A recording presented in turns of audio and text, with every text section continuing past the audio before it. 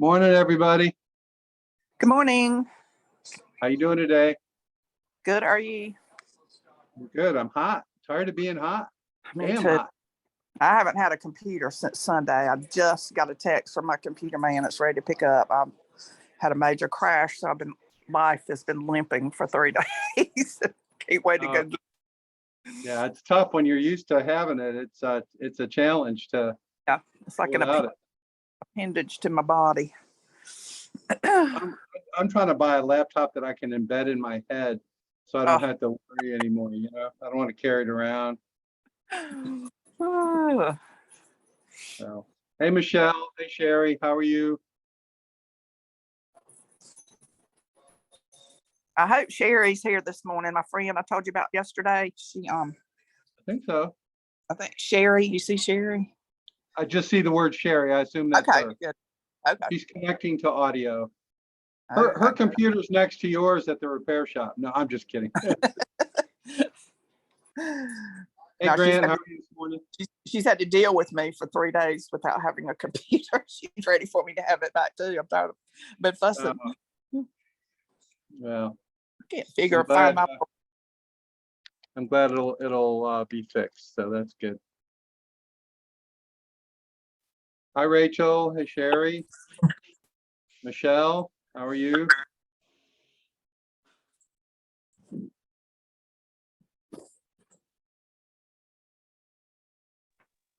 everything went away. Okay, there we go. Okay. Con, good morning. Oh, good morning, Dennis. I hope everybody's well. Yeah.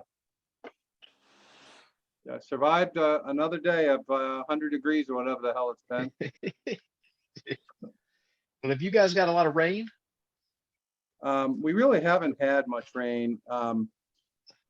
We have had some, so I shouldn't say it's not. Normally, it's quite dry here, but it has rained because every week my grass looks like I'm growing wheat or something because I cut it, and within about 2 or 3 days, it's back up to my knees or certainly over my ankles, and that has never happened before. So I'm assuming that's rain that's doing that. Yeah. Yeah. Hey, Sherry, how are you? Hey, I'm fine. How are you? All right, glad you could make it. Thanks for having me. My condolences for working with Wendy with no computer. She's great. Have you guys tried smoke signals? I mean, it's hard to, About at that point. Okay, hey, Grant, how are you? You alive? Yeah, doing good, Dennis. How are you? Okay, fine, thanks. Done with my final presentation, so it's been a big let off. Okay, well, hopefully you're glad to get it behind you. Oh yeah. I'm trying something new today. I'm using a stand-up desk, so I'm standing up, even though I look like I'm sitting in a flower bed.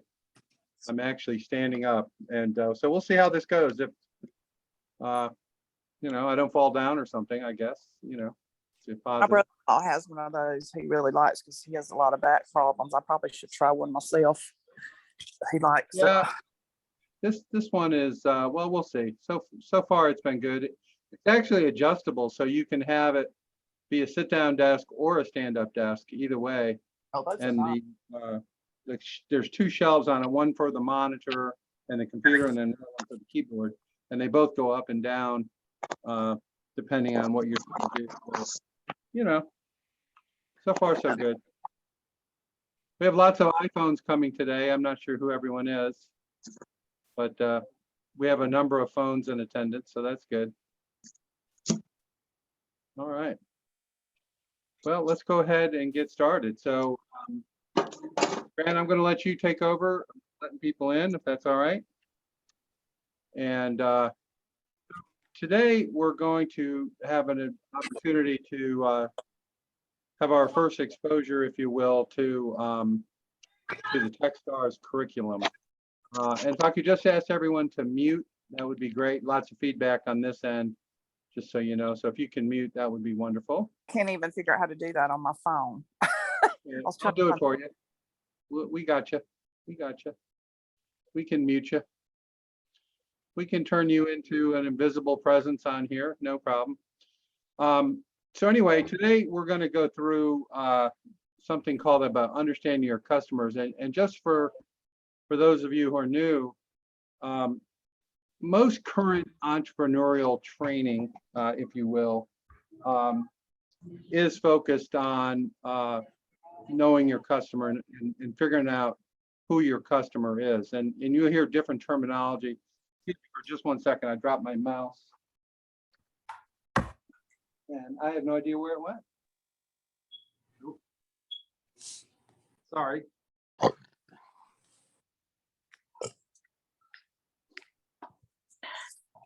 It's incredible how far that mouse traveled is all I can say. It went about 20 yards, which is bigger than the room. I have no idea why. It's possessed. That's the only explanation. But anyway, in entrepreneurial training, trying to discover your customer or figure out who your customer is just a really critical piece. We don't go nuts on that. We don't go through, cold calling 100 people and all the kind of stuff that you will see. Please mute everybody so I don't get all that feedback. Thanks. So anyway, we're just going to kind of go through this one section, and I promise you don't have to cold call people and do all that kind of stuff. But one of the things that's really critical, and it doesn't really matter if you're a startup or if you're not, and that is a concept called product market fit. And what product market fit is, it's kind of those things that you'll know it when you see it or when you feel it. And basically it just means you have figured out who your customer is and they are buying from you on a regular basis and there is growth going on. When you don't have product market fit, which is very common for startups and small businesses, you do a lot of different things to try to get it to work, right? You might have a discount, you might have a reward program, you might have buy one, get one, any number of efforts to build that market. But I would argue that, that's not an example of product market fit. Product market fit, the sales happen, I won't say no matter what, but they're kind of endemic. They're built in, and the way you get to that point is through this customer discovery process, somewhat. So let me just make sure I got everything going here. It's different standing up than sitting down, I will say that. Okay, so let's give it a try here, see if I can share my screen with any luck.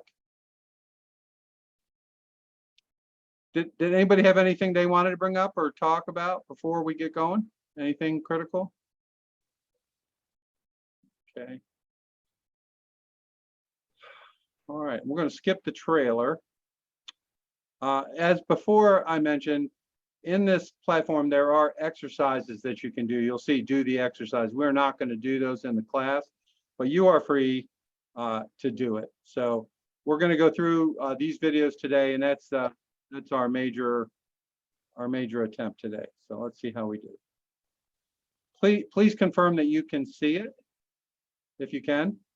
Yep, we're good. How many of you in the audience have an engineering degree or some type of hard sciences degree? Show of hands. Hold on a second. I need everybody to mute because I'm getting some feedback. So make sure you muted, or Grant, if you can make sure, thanks.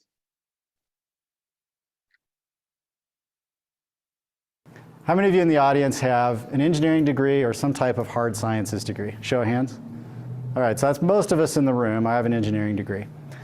We've played this game 5,000 times by the time we get our degree, which is some authority figure comes to you with a problem, says there's one known solution, and your grade depends on you answering that one known solution. So we got really good at this. We're really trained at doing this well. The problem in entrepreneurship is there's no given problem to you. The challenge is to figure out what the problem is, not figuring out what the solution is. So what this session is going to help you do is, instead of figuring out the one right solution that your grade or the future of your company depends on, It's figuring out the problems, the questions to ask to help you understand how to build the right product for your customers. I think Einstein captured this really well when he said, the formulation of a problem is often more essential than its solution. And the interesting thing that he would do is if he got stuck trying to figure something out, he wouldn't bang his head harder on figuring out the solution. He would say, I've probably framed this wrong. Let me go back and reframe the problem. And he would put energy into that, knowing that that would unlock the solution or the answer. So our typical approach when we build products, when we build companies, is we start out with some intention, vision, the sort of lofty goal, the place we want to get our business, and we jump straight to building the solution. Really common among engineers or people who are used to building a lot of things, like they get their joy and fulfillment out of building. First place we go is to build. This can be really dangerous in early stage startups because the likelihood you're going to build the wrong thing is really high. So there's a missing crucial step there that can save you sometimes years and years of hardship and toil. There was one company that I was a part of, one of the startups I was a part of. We spent almost 3 years building a product. I'm not proud of this. Building a product, winning tons of awards for the technology. We shipped the thing and no one cared about it. We barely even made the money we invested on it back. And the fundamental thing was that we got the problem wrong. We never sat down and asked the question, what is the underlying fundamental problem here we're trying to solve? We built amazing technology for a problem that didn't exist, which is a real bummer to invest your life, or at least 3 years of your life in that. So hopefully these tools will help you avoid that. In my mind, it all starts with empathy. So I want to give you a little bit of a just light guide on what empathy is and how it works in our brains. So let's say that you just happen to have a functional MRI machine and you brought one of your customers in and had them describe an experience that they're having. Their brains would light up on the functional MRI machine pretty much this way. These centers of the brains would get very active in burning off sugar. If you put you or somebody else in a functional MRI machine right next to them, and all they're doing is listening to that customer explain their experience, their brains would light up in very similar ways. This is a process of mirror neurons. Our brains are hardwired to take the position of others, have empathy for them, and understand their intent and where they're coming from. Our brains do this naturally. Problem is we often ignore that part of our brain, or we don't even give ourselves the chance to have empathy where we can connect our brains with our customers and understand what's really going on in the world. But empathy isn't enough. You also have to have insight. Because if you're building a company that's from scratch, doing something new, your insights will allow you to go in places other people may have not ever thought possible. So you can discover a solution space that perhaps no one else has solved. Or you know that there's a possibility of something that's possible that no one else has seen. Or you can reframe the situation in a way that allows you to create a very large business. And when you combine those, empathy plus insights, that allows you to frame a problem. Because it can be dangerous to solve exactly word for word what the customer asks you to solve. It's your insights that allows you to break away from that, create something different or something revolutionarily better. And that's what you can build really powerful businesses around. To kind of reiterate that point about your customers, they asked Henry Ford why he didn't listen to his customers when he was first building the Model T. And he said, well, the reason he didn't ask his customers, because if he asked the customers what they would want, their answer would have been, we want a faster horse. So it's kind of a balance between coming up with something that solves the problem, but also doesn't build into entrenched attitudes and things that don't relate to your product. So here we go.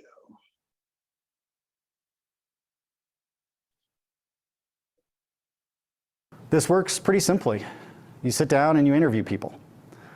The way that I find that this works really well, so what this is an actual interview happening, is you've got one person on the red couch there, that's the person being interviewed, and you've got two people conducting the interview. One person here on the right is asking the questions, person in the middle is taking notes. And the person taking notes isn't just taking notes about what the other person says, they're taking notes about what they're intuiting. They're connecting with that person being interviewed. So if that person feels something like, oh, this is a little bit weird, or what was that reaction, or wow, I'm feeling really excited in this moment, or I sense dread at this part of the interview, take those in the notes.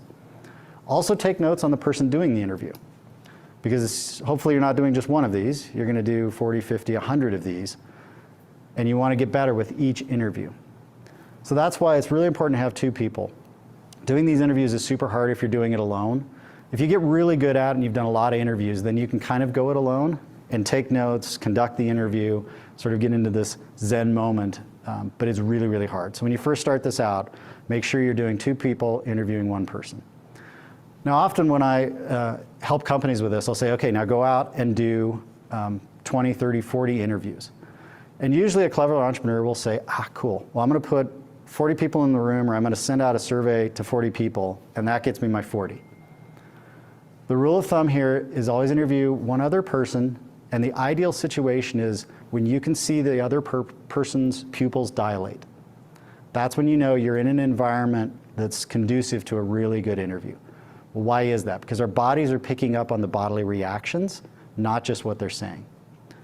So doing these over the phone, really bad, because you can't get that sense of what's going on. Doing interviews over email, completely useless. Doing interviews where there's 10 or 20 people in the room with you, also, in my opinion, completely useless. Because what happens there, like a focus group, let's say you've got 10 people in the room, usually within about 30 to 90 seconds, the most vocal person in the room will bias everybody else. And so what'll start happening is you're hearing 7, 8 people agree with what you're saying, or they're all agreeing with each other, and you think, wow, these 7 people are really having the same problem. The reality is there's probably one person that's vocal, may or may not even have the problem, and the other 6, 7 people are just joining in. So that's why focus groups are so dangerous to do at the early stage. Later stage, as you're testing, fine-tuning go-to-market, there's chances there that they work okay. But early stage, please don't do focus groups. Please don't send out email surveys. Please don't send out other type of 5, 10-second click surveys. Take the time, 20, 30 minutes to sit down with a potential customer and really understand their world.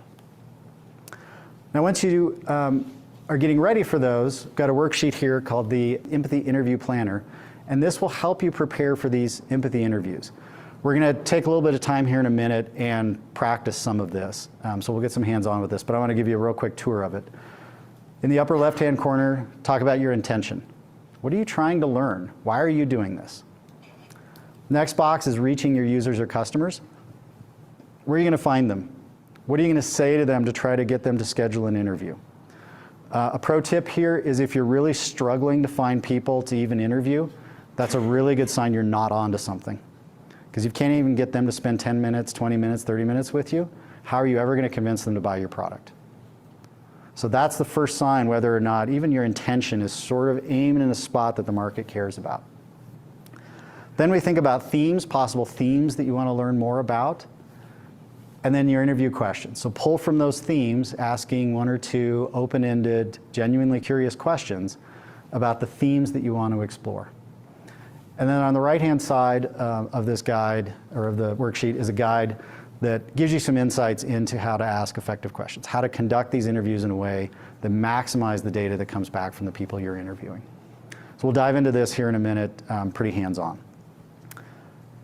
Because we're doing multiple of these interviews, the key is we want to be able to step back and start to see patterns. We've got this raw data from the interviews that when you do these, transcribe almost, maybe not word for word like a medical transcription, but transcribe thematically pretty accurately what the other person says. And so when you get done with 40, 50, 100 of these interviews, you're going to have a lot of transcript. So the empathy map is a way to stand back and say, okay, given everything that we learned from all these interviews, what are the patterns that are showing up? And the specific patterns we want to focus on in the middle are, what did the people say? What stood out to you that people said? Don't think just about things that you heard over and over again. Also note outliers here. Outlier comments can be really powerful. So what did they say in the interview? What did you infer that they were thinking? Or maybe they were actually talking about the thoughts that they were having. If you're watching people do, in a work situation, so let's say your business involves certain activities, go visit your prospects, watch them do those activities, and do is where they either talk about what they did, or are you actually observing what they're doing? There's a piece of this which is, there's kind of a joke in knowledge management, which is we only know what we know in the moment when we need to know it.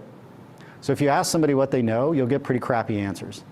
If you watch them do something and have them sort of articulate or sort of talk to themselves about what they're thinking about, how they're approaching it, then you'll really get the knowledge that they have. So that's a trick if you're out in the field doing ethnographic type research where you're watching people work. And then the final box here is feel. So if you feel something in these interviews, or if the person describes their emotions in the situations that you're having them describe, note those there. Also note outliers as well as common patterns.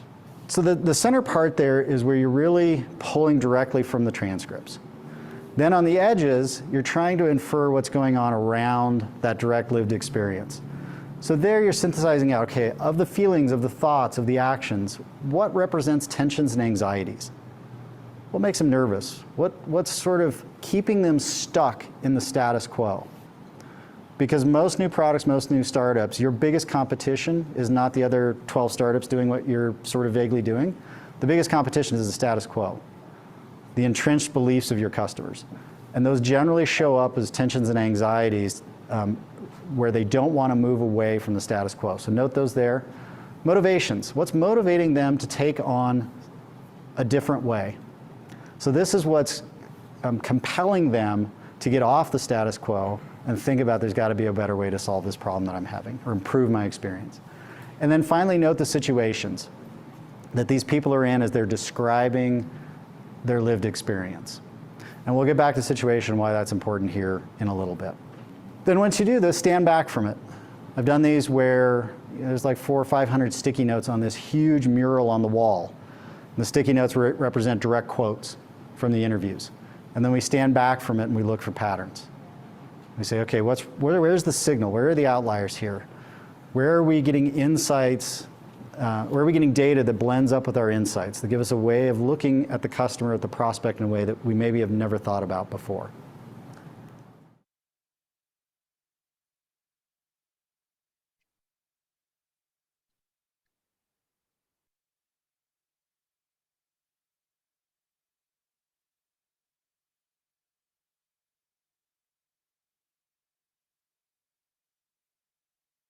So there's a group of students at Stanford, and they were given a design challenge of improving technology in third world environments. And the challenge they were given were specifically incubators in Nepal, in the third world. And the challenge was, okay, we hear that there's a high mortality rate among infants in the third world, and the presumption was, let's go build a cheap incubator. The assumed problem was, that the students assumed was, okay, well, this is the third world. Probably the infrastructure isn't all that great. Probably they don't have incubators to keep the babies warm, or if they do, they're broken, they have a hard time getting parts. But our suspicion is they just can't afford these incubators. And so they started on the design challenge, and the professor was like, wait. Where's your direct experience here?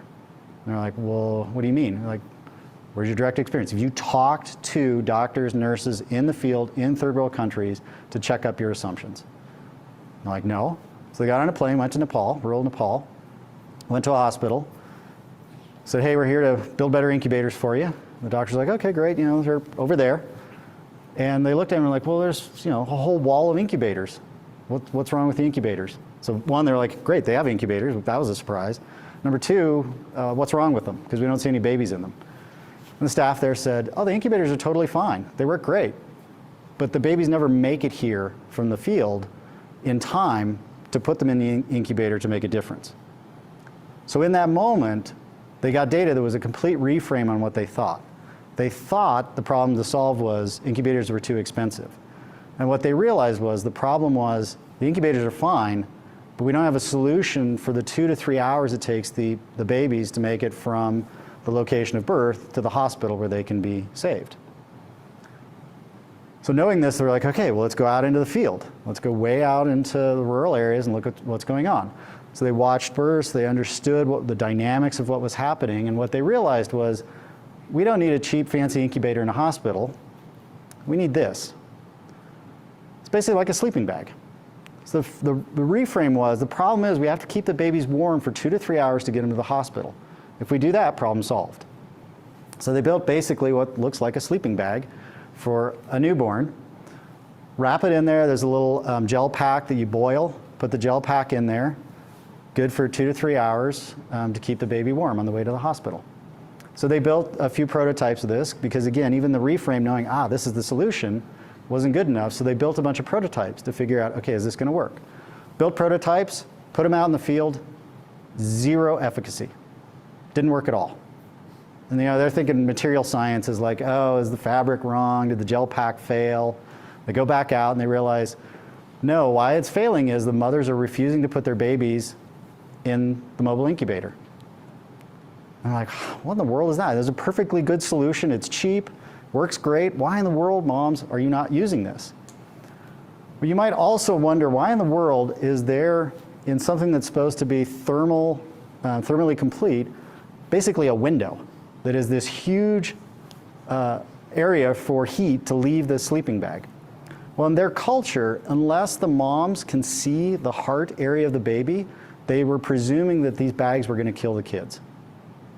And that was a cultural artifact. That in the West, we totally missed that cultural artifact.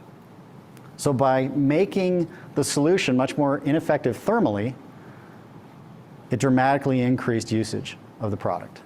So sometimes get ourselves in our perfect engineering brains and we think, oh, it's all about we didn't build the solution perfectly. Now, the reality here of why this initial prototype failed was they didn't have complete empathy for the moms and the social context and the cultural context of what they were building. So this device now has saved, I believe, about 200,000 or 300,000 kids in rural areas and helping them get to hospitals in time for medical attention. So this is the power of empathy, of doing research in the field to really understand the underlying problems, social context around the problem that you're trying to solve.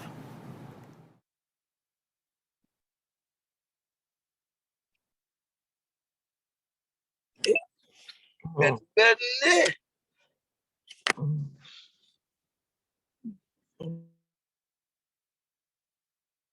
Think about an area of your product development or your go-to-market where potentially you're struggling a little bit. You've got an idea of why something should be working, but maybe it's not working all that well. Or maybe there's a big unknown in your business that you want to put some data and some evidence behind, and you want to do some empathy interviews. So this worksheet will help you turn this sort of unknown, this need, this uncertainty, this dilemma into an interview that you can use to build evidence about the true nature of the situation. I'm going to guide you through each box. We'll take a couple minutes on each box and then I'll bring us back together. So when you think about intention, what I want you to do is maybe one sentence there of what do you want to learn more about in your business that's either an unsolved solution, a problem, something you know you need to put some energy behind. Where would you like to go deeper in understanding with your prospects and your customers? So I want you to take 1 minute, discuss among your team, and fill in that box with one sentence.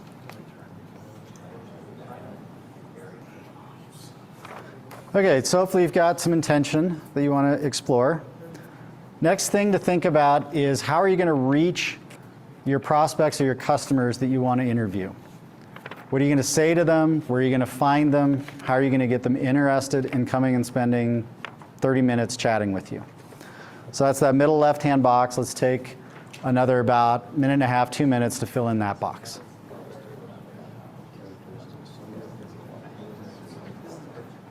All right, got some ideas on how to get your prospects interested and where to find them and reach them?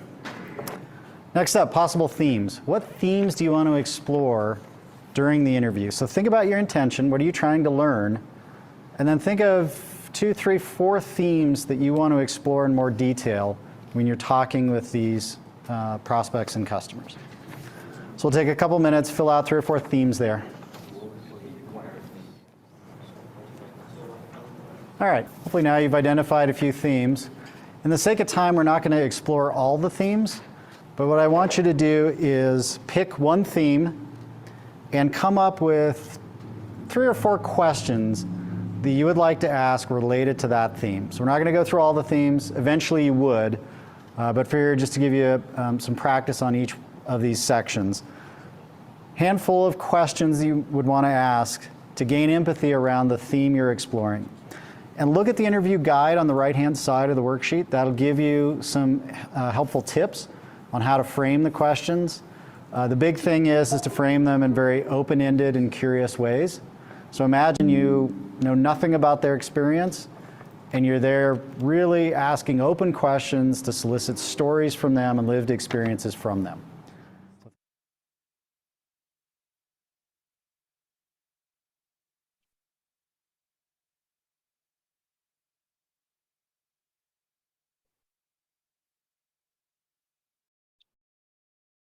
Okay, so we're going to stop there for today. We'll finish the second half tomorrow. And I realize that this is oriented toward engineers and technology people, but hopefully the points that were being made will apply to whatever role you play in your company, even if it's non-technical.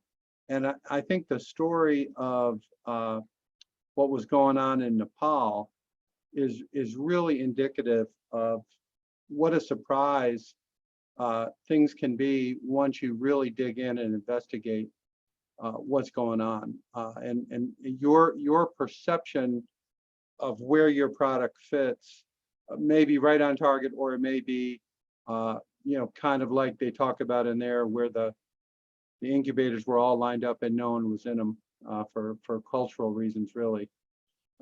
So I think that's really good advice, and you can you can do this kind of thing, this group kind of thing, with almost anyone you can think of. It could be with customers you already have. It could be with friends that you know or work with, or employees.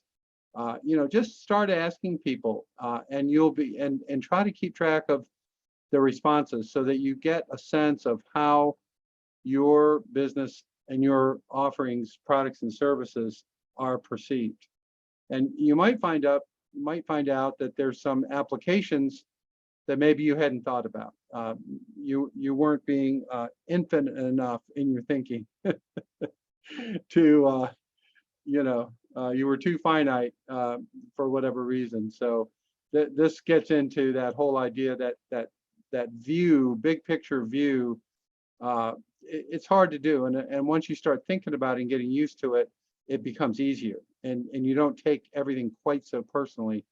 This person doesn't like my product, what the hell's wrong with them? So some of those people will actually be most helpful to you, and if they tell you, well, I would like your product if this, or if you had that, or if it came, and it might be as simple as, I really hate the color of the boxes that it comes in. It just really drives me crazy. So you never know. There's just lots of things that can be learned through this process. So any questions, reactions, ideas? Dennis, do we Come on, have I'll those call on you. forms Don't someplace? talk. Kime knows that. John, what do you think about all this stuff? John Arnold. It sounds great. It really goes in line with Can't hear a you, lot of- John. I don't know if it's our end or your end. Can you hear me? Yes. Can you hear John? Yes. I can't. Yeah, for some we reason. can hear it. Sorry, John. All I right. was just saying, we Well, talked hopefully about. John is saying some good stuff. I just can't hear it. So I'm going to move on. Denise, what do you think?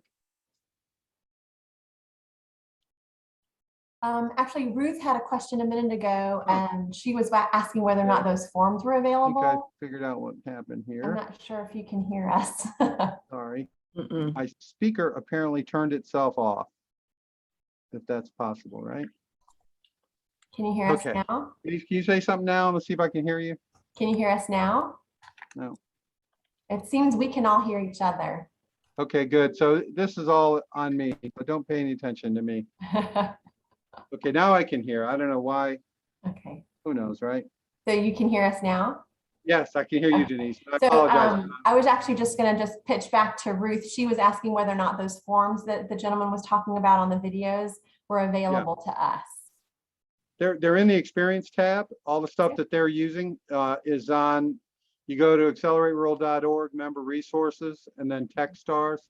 And then you'll see your customer. This is the second second group or whatever. And in there, you will see all the videos we just watched as well as the worksheets. Thank you. Yeah, but I think I thought I tried them another year and I didn't see them, but I'll look again. But we can go, hold on right now. Famous last words, right? Let's see if I can show you with any luck. I don't know what's going on with my technology these days. My speakers are weird. Okay, so can everyone see my screen okay? Yes. So you see on the top here, do the exercises.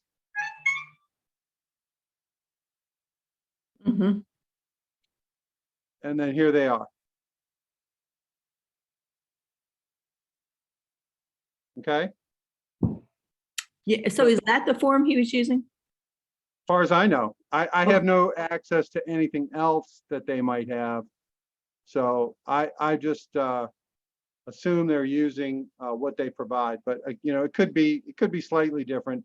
The forms here will help you nonetheless. They're maybe their latest thinking on the subject. I'm not sure how old the video is. You know, that they that I think it's 2019, the video. So there's a chance that they've, you know, improved or upgraded or have more appropriate questions and forms. But the exercises that are here are intended to really make the point to help you do this. But it also doesn't have to be that structured. Like I said, it could be you reaching out to a handful of your customers or friends, family, workers, you know, any number of groups, and you can ask them some of these questions. So anyone else want to opine, talk? Okay. All right, well, thank you all for tuning in today. We're going to let it go a little bit early, and we'll cover the second half of this tomorrow. And I look forward to seeing everybody then. Dennis, I have a question, please. Sure. It's related to what we saw today. One more time. For October the 4th for the Dot North Carolina. Yeah. I was reading our August newsletter, and it stated that they would like to have like 30 minutes of a video. And if I talked about barbecue sauce for 30 minutes, it would cross your eyes. You'd be surprised. We had some people in November that signed up for 30 minutes and ended up going live for 3 hours because of the demand from the customers. So don't make that assumption. They may love it. You may want to come up with some stories about how you came up with it or somehow people use it. It's a discovery thing. You will be surprised. I promise you. You will be surprised. And the other thing they said was that you needed an iPhone, and I'm Android based. So You can use Android or desktop or iPhone.